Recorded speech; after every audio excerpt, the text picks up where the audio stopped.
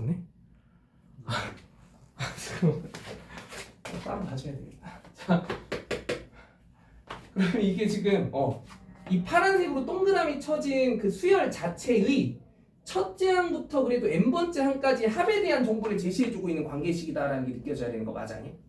그러면 그냥 이해를 더 쉽게 돕기 위해서 이 시그마가 품고 있는 수열의 수식 자체를 만약에 BK라고 한 형태의 기호로 새로운 수열의 이름으로 그렇게 부여를 해주면서 치환을 한번 해본다고 하면 여기까지 따라. 그러면 얘가 지금 너한테 제시해주는 정보는 이 BK라는 수열의 첫째 항부터 n번째 항까지의 합, 즉 BK라는 수열의 무슨 합?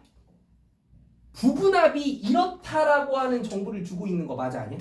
근데 우리는 이제 부분합의 결과물이 어떤지를 알면은, 그러니까 얘를 이제 우리가 그 SN이라고 하는 식의 결과물로 인지하고 있으면 그 SN을 통해서 이제 수열의 일반항을 이제 생각해보라고 하면 SN 빼기 SN-1을 계산해주는 과정을 통해서 그 수열의 일반항까지도 끌어낼 수 있다라고 생각해보게 된다고 하면 요걸 이제 SN으로 인지해본다고 할 때 이 SN을 이용하면 누굴 구할 수 있겠구나라는 게 느껴져야 돼. BN을 구할 수 있겠구나라는 게 느껴져야 돼. 이거 납득돼요? 근데 우리 이거 한 번에 구하는 것도 연습했었지. 부분합이 상수항이 없는 2차식이면 얘는 누구의 부분합이라고 내가 계속 누차 강조했어? 무슨 수열의 부분합? 수도 없이 강조했지. 등차 수열의 부분합이다라고 강조했던 거 기억나? 그럼 여기서 우리는 이 BN이라고 하는 수열의 정체가 뭐구나라는 걸 바로 인지해 줄 수 있어야 돼. 등차 수열의 일반항. 그치? 근데 그러면 이 SN에 대한 관계식에서 2차항의 개수가 그 등차 수열의 공차의 절반이다라는 것까지도 기억하기로 했었으면 이 BN이라는 수열의 일반항이 바로 4n으로 시작하는 1차식이겠구나라는 것도 생각하기로 했었고, 그치? 그럼 첫째 항만 마저 대조해보면 첫째 항이 얼마? 5가 나오게 할 수 있도록 하는 식을 구성해본다고 하면 이 BN이 4n 플러스 1이라고 얘기해주면 되는구나라는 것까지도 이해해줄 수 있어야 돼. 형은 이거 여기까지 따라. 그치. 그럼 이제 우리가 B를 구한 거잖아. 근데 그 B라고 하는 수열의 표현 자체가 사실 KAK라는 식을 통째로 대신해주는 식일 뿐이었던 거니까 우리는 결국 NAN을 구할 수 있게 된 거야. 맞아 아니? 그치? 그럼 이 NAN이 4n 플러스 1이라는 걸 알게 됐으니까 이 AN의 정체가 바로 n분의 4n 플러스 1이라는 식이다라고 판단해주면 되는구나라는 것까지 알게 됐다는 거. 맞죠? 그럼 이 AN이 4 더하기 n분의 1 이런 식으로 조금 더 깔끔하게 정리해 줄 수 있다라고 생각해 보게 되면 이 시그마의 식은 결국 뭘 구하게 되는 상황이 돼버리는 거냐면 이 AN이 지금 4 더하기 n분의 1이 됐으니까 여기다가 직접 대입해 주는 순간 n분의 1분의 2라는 식의 1부터 10까지 진행되는 시그마 이제 이것만 계산해 주면 끝이었던 거야. 근데 이게 결국 뭐야? n분의 1분의 2가 2n인 거 바로 느껴지지 그치? 그래서 2n이라는 식의 1부터 10까지 진행되는 시그마 이것만 계산해 주면 돼. 오케이? 자 마지막 20번 빨리 볼게요. 풍산자도 지금 질문풀이 빨리빨리 해봐야 될 것 같은데. 자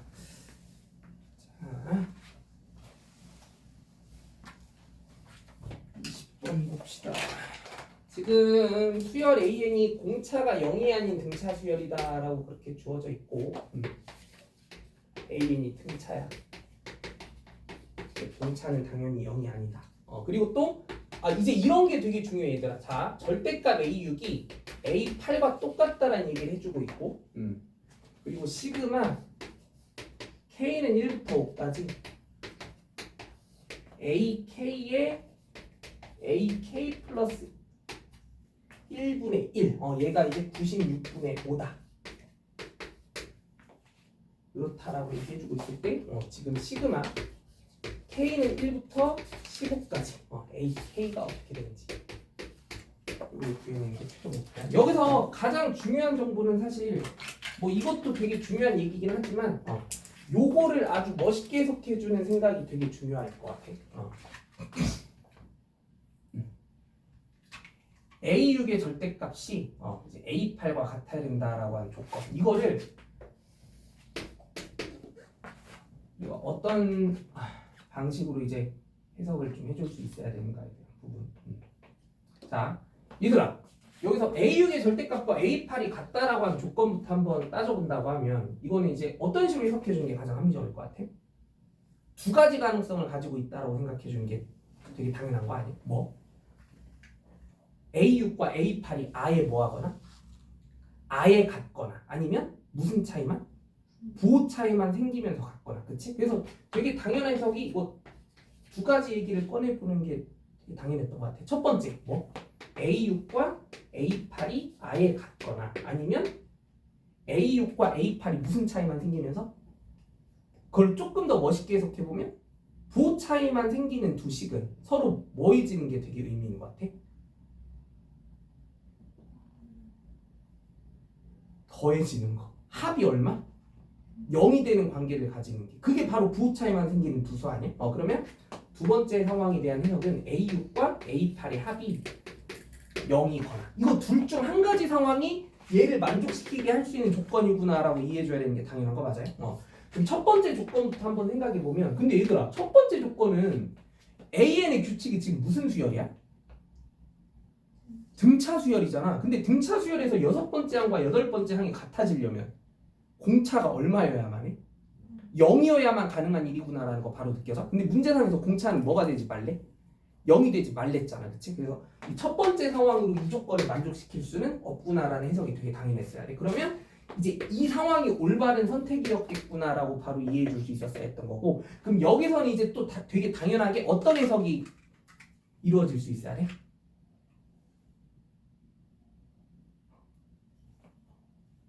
A6과 A8의 합이 누구의 2배구나라는 관계 바로 느껴져야 돼. A7의 2배. 즉 A7의 2배가 0이구나. 즉 누가 0이구나? A7이 0이어야만 한다라고 하는 정보를 어렵지 않게 빨리 끄집어내 줄 수 있어야 되는 게 중요했던 것 같아요. 이거 지금 납득해?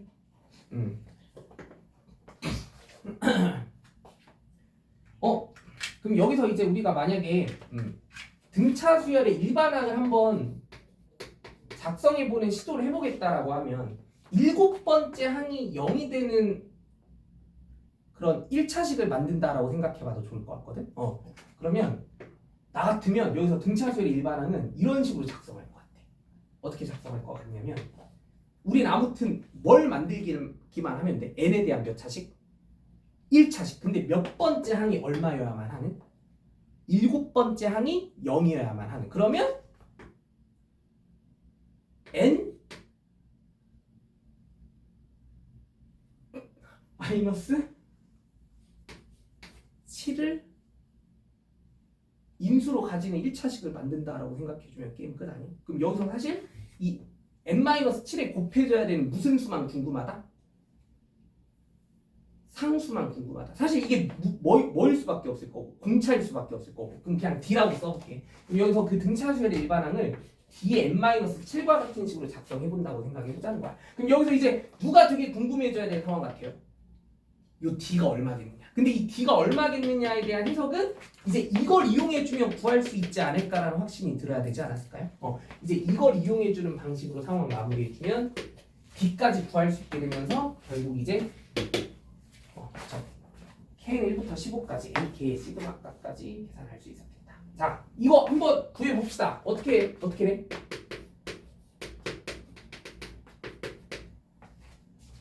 AK를 이렇게 세팅한다고 생각해주면 좋지 않을까? 그냥 말 그대로 요 n의 자리에 k가 대신 들어간 식이니까 d의 k-7 그치? 아이고 시그마를 좀 더 붙일게.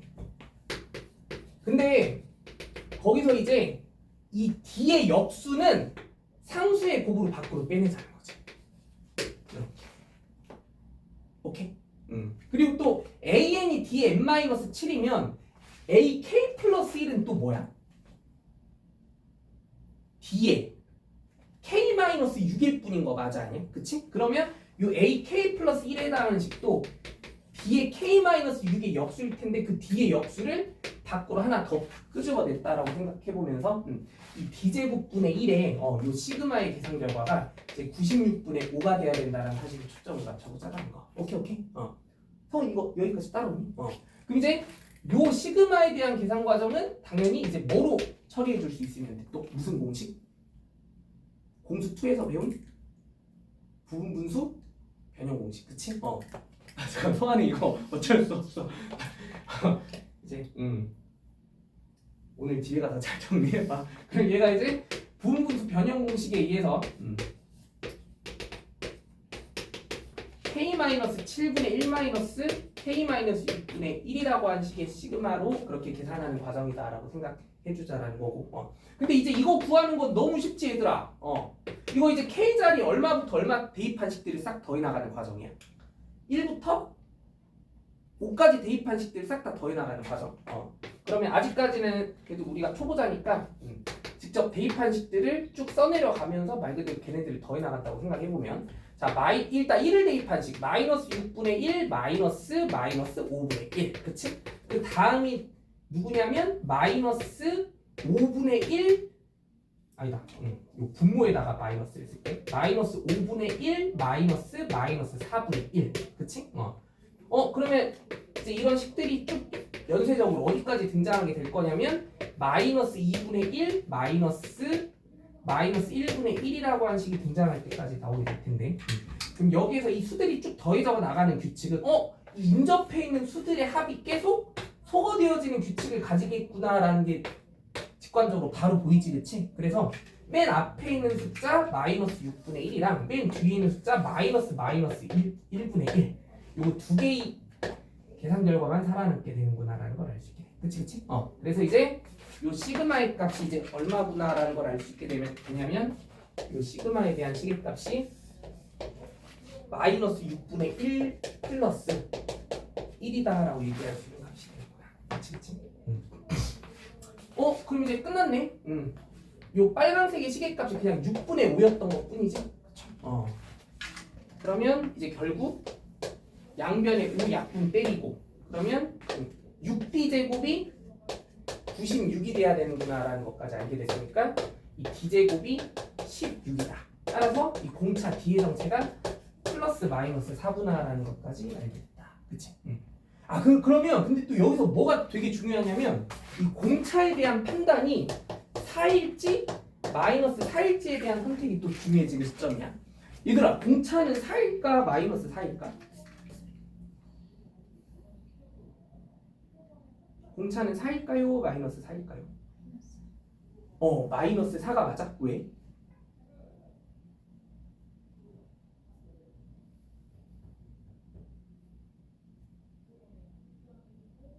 응? 왜 마이너스 4가 맞아?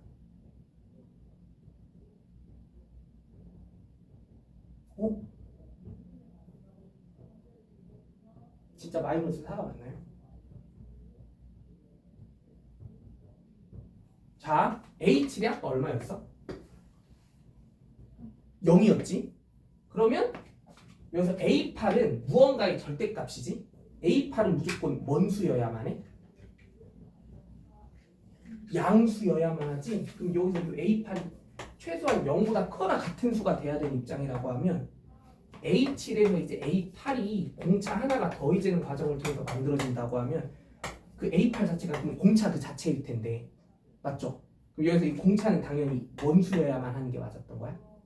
양수여야만 하는 게 맞았던 거야. 그래서 이 공차는 마이너스 4가 아닌 4라고 선택해줘야 되는 게 적절했겠구나.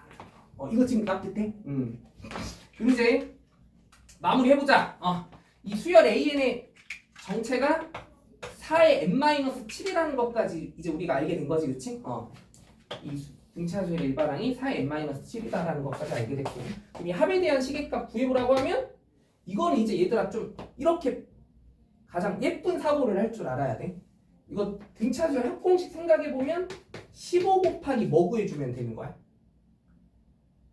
첫 항과 15번째 항의 평균, 그치? 근데 첫 항과 15번째의 평균이 사실 첫 항과 15번째의 항의 뭔 항이야?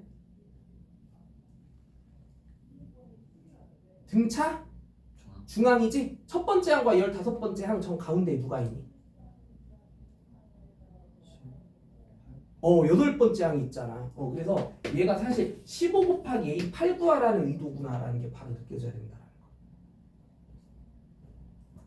거. 오케이? 근데 A8 그 자체가 아까 얼마였어? 요 A8이 공차 4였잖아. 그래서 문제에서 원하는 정답이 60이 되는 상황이 생긴다.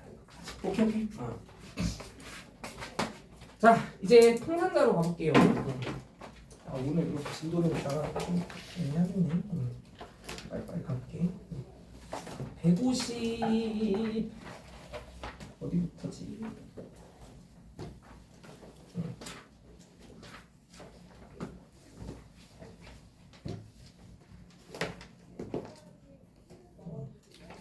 어, 151쪽 맞나요? 151페이지 혹시 어려웠던 문제? 151쪽.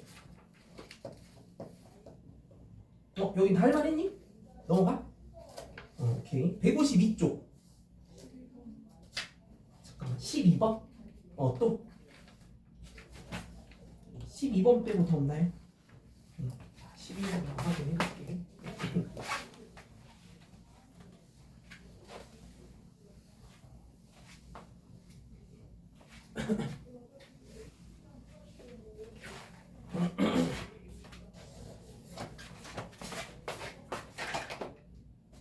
지금 1 곱하기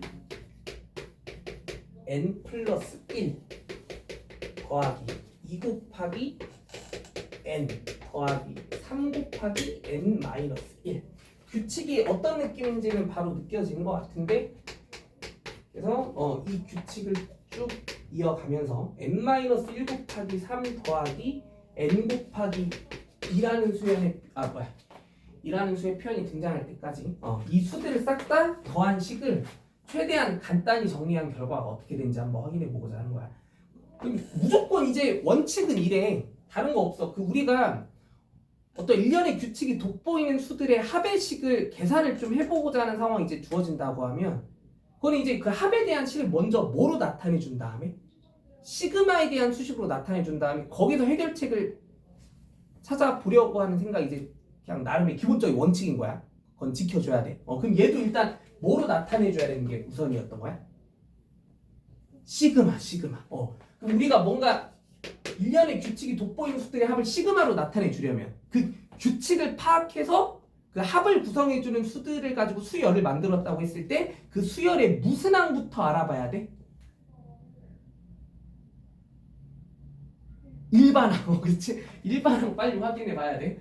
근데 얘는 지금 그 수들의 뭔가 형식이 두 수의 곱의 형태를 띠고 있다 보니까 그러면 앞에 배치되어 있는 수들의 규칙이 있을 거고 뒤에 배치되어 있는 수들의 규칙이 있겠구나라고 느껴지는 상황 같은데 서훈아, 요 앞에 배치되어 있는 수들, 즉 노란색으로 동그라미 친 부분의 수들의 규칙은 그냥 순서 그 자체의 값이 세팅되어 있구나라는 거 느껴져? 첫 번째 순서에 1, 두 번째 순서에 2. 그러면 우리가 만약에 이 수열의 합의식을 이제 시그마로 나타내주는 과정에 대해서 근데 여기서 그 n이라고 하는 문자가 지금 그 특정한 순서를 나타내주는 상수의 값으로 작용하고 있으니까 이 시그마의 식을 구성할 때 우리가 변수로 세팅해줘야 되는 문자는 뭐는 피해줘야 돼?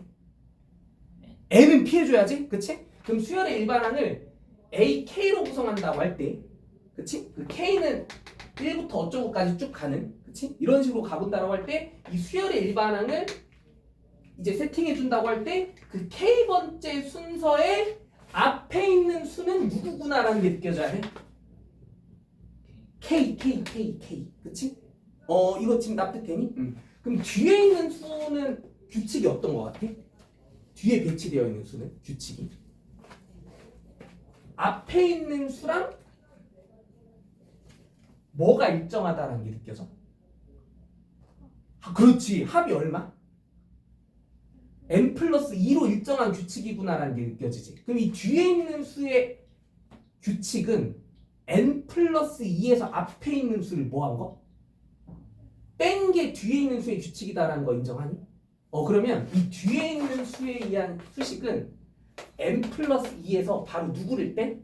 k를 뺀 식이다라고 의미 부여를 해주면 된다는 것까지 알 수 있게 돼. 그러면 이제 우리가 결국 구해줘야 될 게 그럼 이 k라고 하는 것이 지금 1부터 어디까지 쭉 진행하고 있는 게 분명하니까 n까지 진행되고 있는 상황이 분명한 상황이니까 결국 우리가 구해줘야 될 합의식이 k는 1부터 n까지 k에 n 플러스 2 마이너스 k라고 하는 이 식을 계산해서 잘 정리만 해주면 될 일이었다라는 거야. 오케이?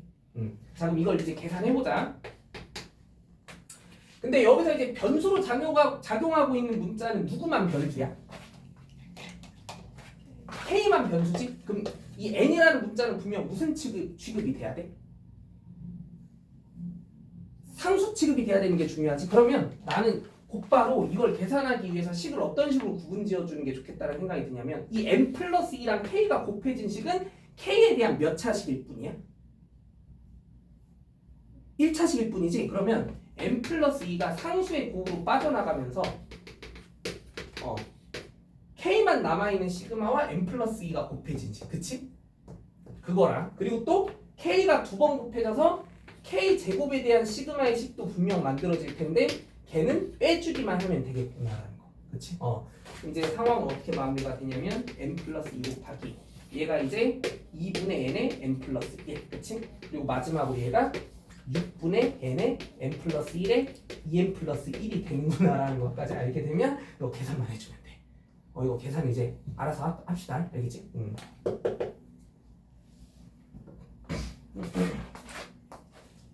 자, 53쪽. 숙제가 좀 많았지. 근데 이제 이번 주가 마지막이니까 내가 마음이 좀 급해져서 어쩔 수 없었네. 153쪽 어려웠던 거. 18번. 18번 또. 오히려 18번보다 17번 안 어려웠어? 아닌가? 17번 다 할만했니? 아 그래? 그럼 18번만 보면 되는 거 맞아? 오케이. 18번.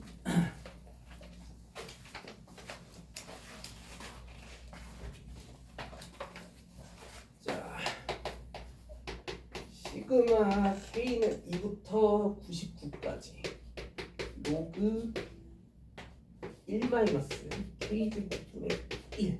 얘가 얼마 되느냐? 얘는 생각을 좀 어떤 방식의 흐름으로 끌고 가야 될 것 같냐면 일단 이 밑이 10으로 고정된 이 상형 로그들을 계속 뭐해 나가는 흐름의 계산만 해주면 돼. 더해 나가는, 그치? 근데 찬혁아, 우리가 밑이 같은 로그들에 대한 합을 계산해 줘야 되는 상황은 하나의 로그로 식을 합칠 수 있다라는 성질을 알고 있지? 그 로그의 진수들끼리만 싹 다 뭐 해주기만 한다면? 너무 오래됐냐? 잠깐만. 로그 A B 곱하기 로그 AC 뭔 소리야? 로그 AB와 로그 AC와 같이 이렇게 밑이 서로 동일한 로그들끼리의 합은 우리 어떻게 구할 수 있다라는 거 개념 잡혀 있어야 돼. 하나의 로그로 합쳐서, 그치?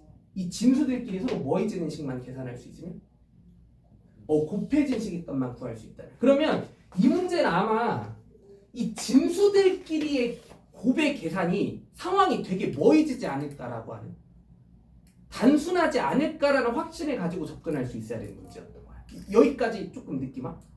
근데 그러면 우리가 이 진수의 자리에 2부터 99까지 대입한 식들을 싹 다 뭐해 나가는 계산을 해 나가야 될 텐데, 곱해 나가야 되는 계산을 해줘야 될 텐데, 근데 그 계산이 수학적으로 좀 단순한 상황으로 그렇게 이해가 되기 위해서는 이 1-K제곱이라는 식을 먼저 살짝 손보는 작업이 필요했던 것 같고,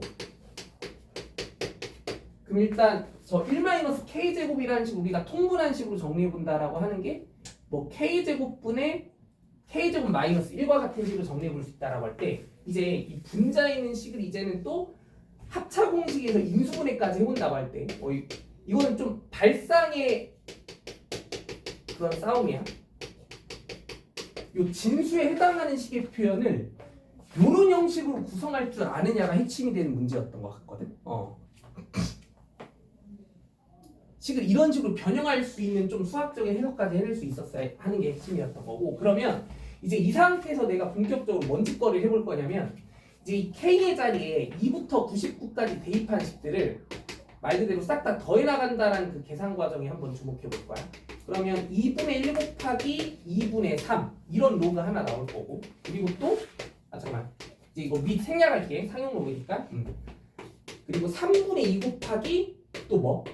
3분의 4 하나만 더 써볼까?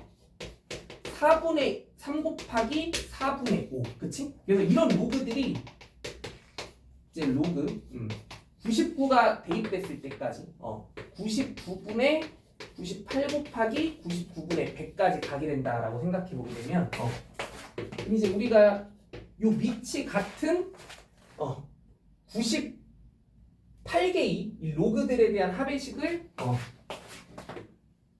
이제 로그의 성질에 입각해서 계산을 좀 해나간다라고 하면 그럼 2분의 1 곱하기 2분의 3이라는 진수와 그 다음에 3분의 2 곱하기 3분의 4라는 진수와 그리고 4분의 3 곱하기 4분의 5라는 진수와 이 진수들을 계속 연이어서 곱해나가는 계산 과정에만 이제 집중해주면 되겠구나라고 볼 수 있게 될 것 같은데 그럼 여기서 우리는 이 진수들끼리 계속 곱해서 나가는 이 계산 과정에서 어떤 되게 단순한 상황을 눈치챌 수 있었어야 했던 것 같냐면 이 맞붙어 있는 분수들끼리의 관계가 완벽한 무슨 관계로 구성이 되어 있구나라는 게 보였어야 했을까? 역수 관계. 그래서 얘네들끼리의 곱이 다 의미 없이 뭐로 날아가? 1이 돼버려서 날아가 버리게 된다는 거 느껴지지, 그치? 그래서 이 맞붙어 있는 분수들끼리의 곱이 계속 1이었던 거야. 맞죠? 그래서 최종적으로 여기서도 이 진수들끼리의 곱이 계속 계산해 나가게 될 때 맨 앞에 있는 분수와 맨 뒤에 있는 분수만 살아남게 되면서 로그 이제 99분의 50이라는 식의 값으로만 계산이 마무리가 되는구나라는 걸 이제 알 수 있게.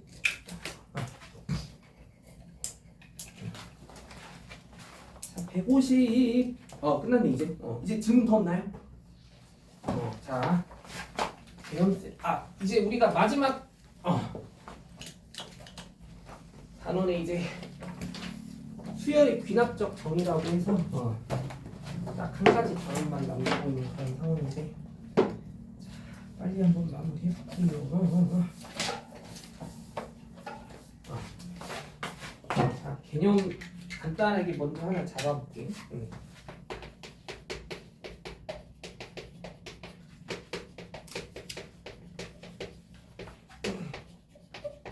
수열의 귀납적 정의.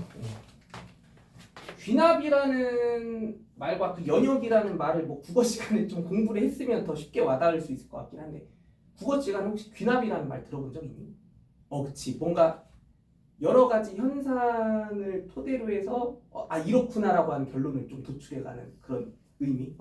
그래가지고 만약에 우리가 수열이 좀 귀납적으로 정의되어 있다라고 하는 표현이 등장하게 되면 이거는 수학에서는 이런 상황이 수열이 귀납적으로 정의되어 있다고 얘기하는데 뭐냐면 그냥 개념 자체가 이런 거야. 수열에 인접한 항들 사이에 관계식을 하나 제시해주면서 관계식을 제시해 줌으로써 수열을 정의하는 방식.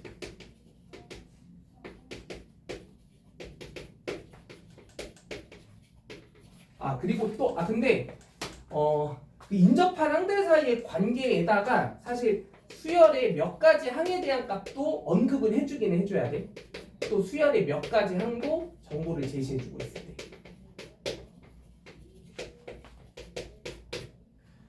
이런 게 바로 수열 우리가 귀납적으로 정의한다는 말의 뜻인데 이게 그냥 말로만 표현하니까 전혀 와닿지 않지, 그치?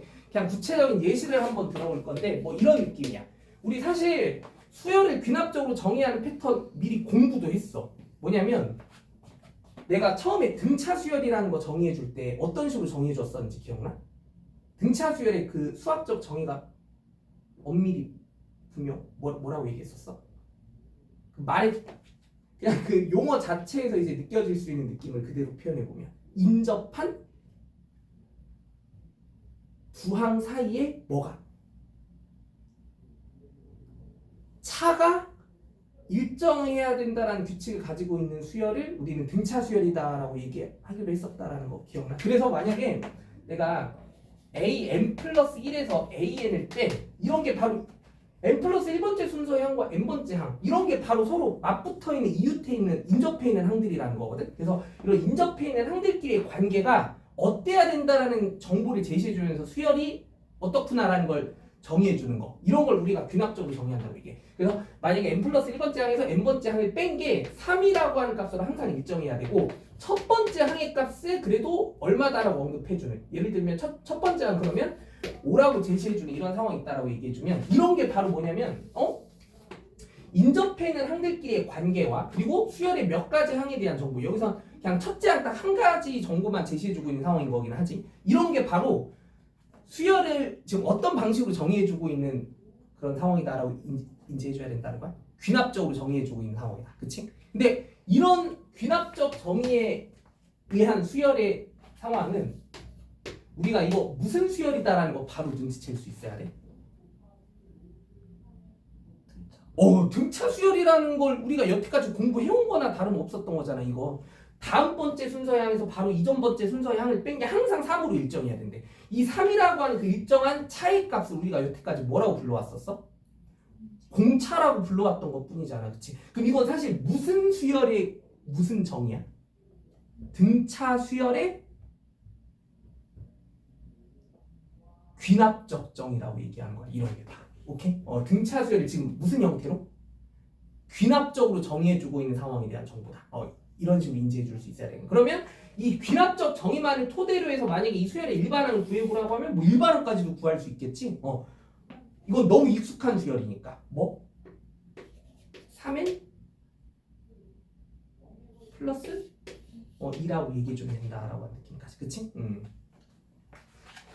그럼 등비 수열도 한번 귀납적으로 정의해볼까? 얘들아 만약에 공비가 3이고 공비가 2라고 해볼까? 공비가 2고 초항이 첫째 항이 10으로 구성되는 등비 수열을 귀납적으로 정의해보라고 하면 어떻게 얘기해주면 될 것 같아?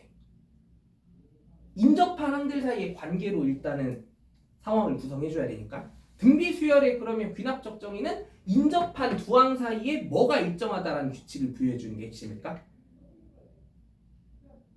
등차 수열의 인접한 두 항 사이에 뭐가 중요했어? 차가 중요했지. 등비 수열은 그럼 인접한 두 항 사이에 뭐가 중요한 거야? 그걸 뭐라 얘기해? B. B. 그치? 그래서 뭐분의 뭐? AN분의 그렇지. AN 플러스 1. 그치? 바로 이전 번째 순서의 항으로 다음 번째 순서의 항을 나눈 값이 항상 뭐하다? 일정하다. 그런 규칙을 부여해 주는 게 바로 무슨 수열의 귀납적 정의라고 얘기하면 되는 거야 이제. 등비 수열의 귀납적 정의겠구나. 이런 식으로 인지해 주면 되는 거야. 그럼 등비 수열의 귀납적 정의 이 상황을 한번 정리해 보면 AN분의 AN 플러스 1이 2고 첫째 항이 10이 돼야 된다라고 한 규칙. 뭐 이 정도만 제시해 주면 이 등비 수열 AN이 귀납적으로 확실하게 정보를 제시해주고 있구나라는 것도 느껴질 수 있어야 돼. 그럼 이거 일반항까지도 구해볼까? 그럼 이 귀납적 정의에 의한 등비수의 일반항 뭐라고 얘기해줄 수 있겠어? 몇 곱하기 몇? 10 곱하기? 이 2가 바로 우리에게 친숙한 그 뭐야? 공비인 거지? 2에 n-1제곱이라고 하는 식의 규칙을 가지고 있겠구나. 이런 식으로도 빨리 눈치챌 수 있어야 되겠다. 야 그러면 수열을 귀납적으로 정의해주는 패턴은 이렇게 우리한테 되게 익숙한 뭔가 등비 수열이나 등차 수열 같은 것만 그렇게 얘기를 해주게 될까? 아니야. 그냥 되게 생뚱맞은 그런 수열 같은 것도 이제 엄청나게 많이 나오게 돼. 그냥 우리가 전혀 인지하지 못했던 그런 수열도. 그래서 이런 것도 한번 확인해 볼게. 이런 것도 그러면 일단 귀납적 정의인 건 분명하고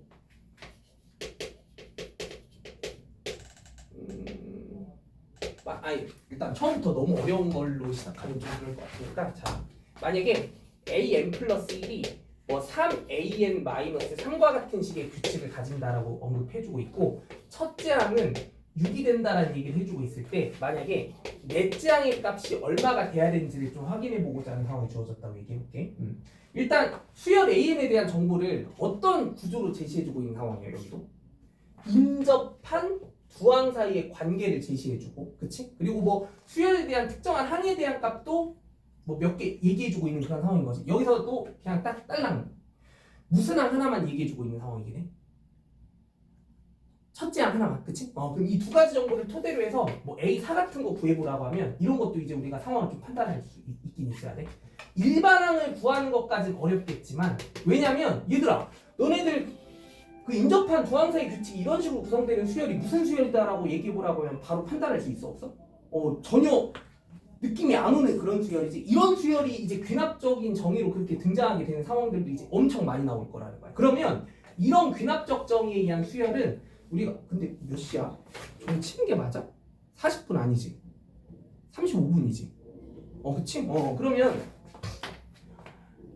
이제 앞으로 등차나 등비처럼 이렇게 되게 익숙한 형태의 수열이 아니어서 지금 귀납적 정의로 정의되어 있는 수열이 이게 딱 봐도 어떤 수열이겠구나라는 느낌이 잘 안 드는 그런 귀납적 정의로 정의된 수열에 대해서 우리가 뭔가 특정한 항에 대한 값을 구하라고 하는 이런 문제들이 앞으로 굉장히 자주 나올 텐데 이런 경우에는 어떤 식으로 대처하는 게 되게 당연한 개념이냐면 교육과정 자체가 그래. 수열의 귀납적 정의의 교육 목표는 뭐냐면 노가다야.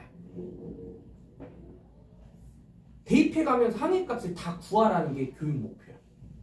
그럼 이 문제를 어떻게 푸는 게 최선일까? AN을 구하는 건 우리에게 너무 힘든 일이야. 그냥 A4의 값을 구하기 위한 여정을 거치라는 것뿐이야. 그럼 어떻게 하면 되겠어? 바로 일단 누구를 이용해서? 첫째 항을 이용하면 누구를 구할 수 있겠구나라는 생각이 되게 당연하게 느껴져야 돼. 인접한 두 항 사이의 관계를 일단 정립해주고 있으니까 첫째 항을 이용하면 바로 그 다음 순서의 항이 몇 번째 항? 두 번째 항을 구할 수 있구나라는 거 느껴져야지. 그럼 두 번째 항이 구해지고 나면 또 두 번째 항을 이용하면 몇 번째 항을 구할 수 있다는 게 느껴져야 돼? 세 번째 항. 세 번째 항을 구하면 또 몇 번째 항을 구할 수 있다?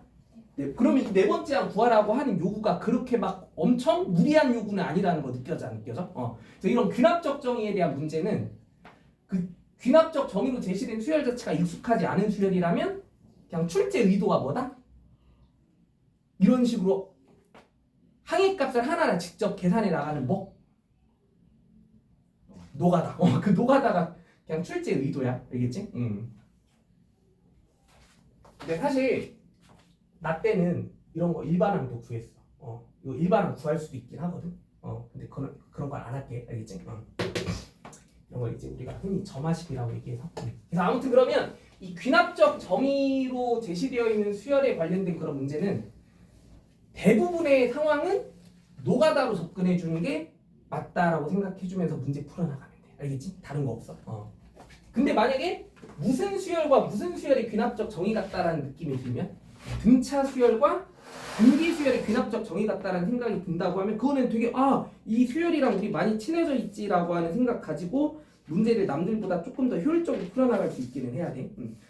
자, 208쪽 한번 빨리 볼게요.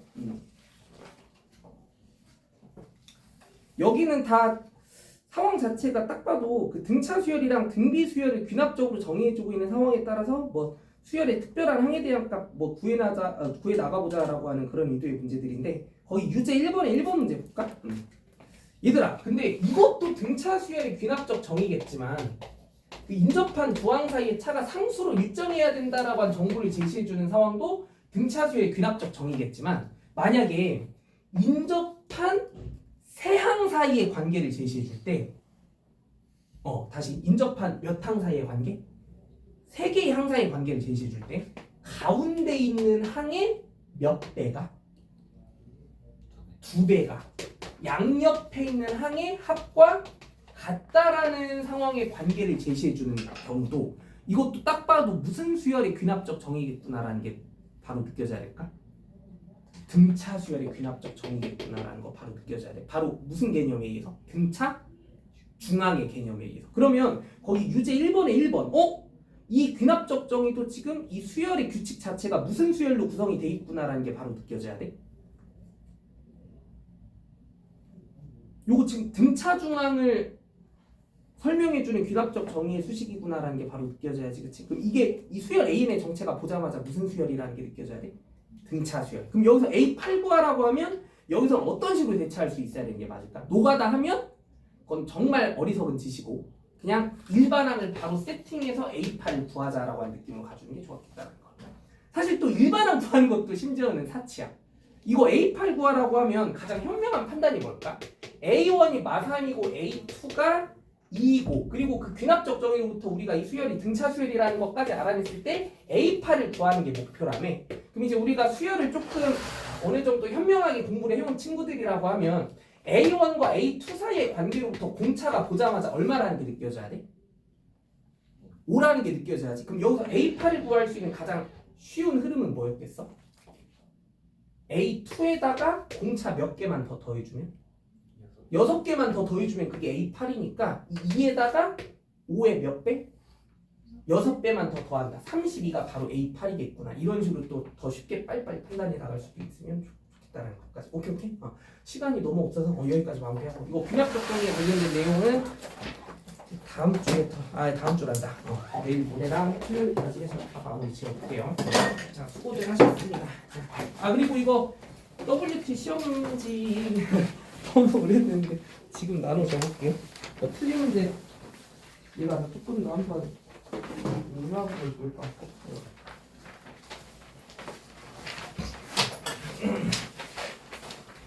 아재는 톡방에다가 또 공지할게요.